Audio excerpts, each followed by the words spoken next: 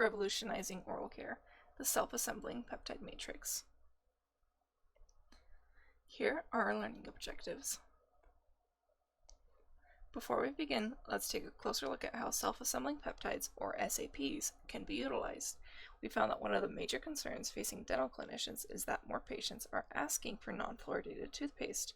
The problem with that is non-fluoridated toothpaste is less effective than fluoride at preventing caries.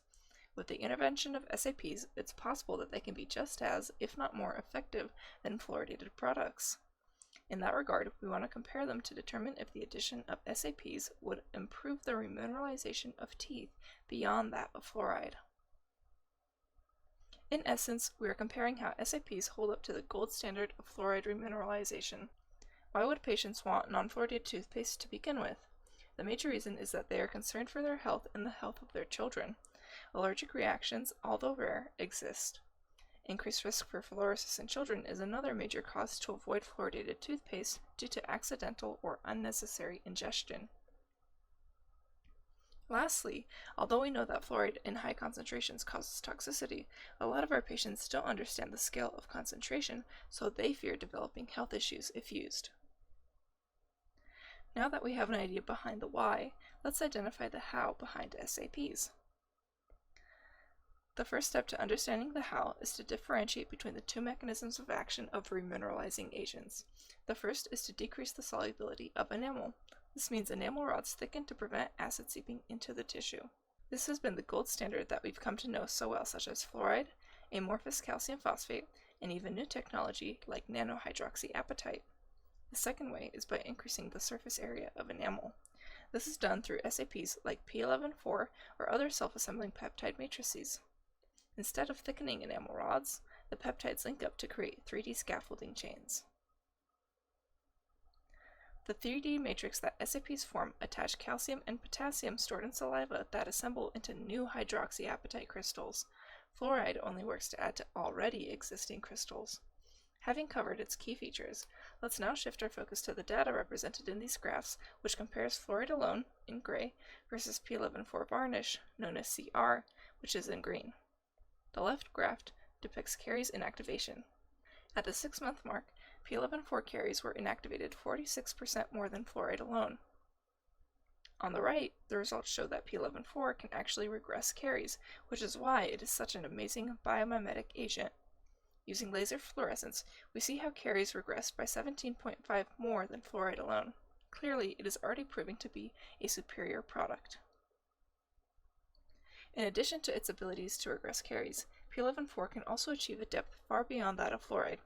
In order for clinicians to visibly see white spot lesions, they have to reach a depth of 300 to 500 microns. P11-4 reaches a depth of 52 to 154 microns. In comparison, fluoride only reaches 30 and ACP 11 to 13 microns, respectively. Having discussed the capabilities of P11-4, let's now transition to its evaluation in a clinical setting. These next few slides look at one clinical case study to determine the efficacy of P11-4. The experimental groups are divided into 4 categories. On the x-axis, acid challenge, meaning the specimens were exposed to a recurrent acidic environment during treatment. On the y-axis, cured on treatment, or CR, which is a P11-4 varnish. We have our baseline and our CRA group, which are the main focus of this clinical trial. This case study was measured using an oscilloscope, which is like an ultrasonic measuring tape. The higher velocity transmitted through a specimen indicated longer travel time, which resulted in a clinically thicker specimen, and vice versa. On the left, the oscilloscope measured a baseline UV for the specimens before treatment. On the right, we see the end results with treatment. Take notice of the jump in number between the left and right boxes for CR and CRA groups. This indicates a statistical difference between the specimens exposed to P11-4 from the beginning of the trial to the end. The higher the number, the thicker the specimen. CR and CRA groups showed an increase in UV averaging above 300, thus proving clinically effective. The significance behind this study was that P11-4 can effectively remineralize tooth structure. With that in mind, adding it to toothpaste can provide patients with stronger, healthier teeth. For that reason, it's a great alternative for patients seeking non-fluoridated products. Here's a quick recap. We know that caries is the most experienced childhood disease, and the best way to prevent them is through consistent daily home care with products like toothpaste. Fluoride has been the gold standard of ingredients for many years as that toothpaste product. However, more patients are seeking fluoride-free toothpaste, and the solution so far has been to use other remineralizing products that are less superior than fluoride. Through our research, we answered our PICO question that yes, the addition of self-assembling peptides could improve remineralization beyond that of fluoride alone. This could provide patients with an alternative option to fluoridated toothpaste while still giving them exemplary products.